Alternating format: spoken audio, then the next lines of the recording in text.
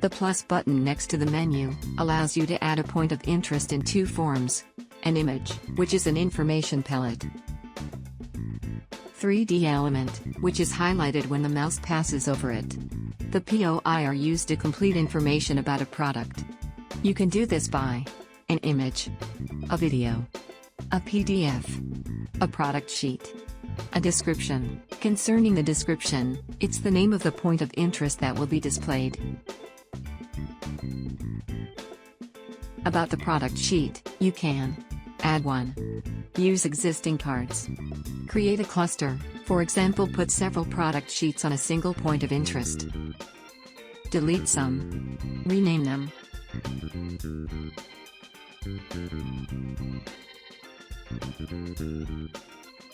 To manage the product files, go to the Products tab on the top left.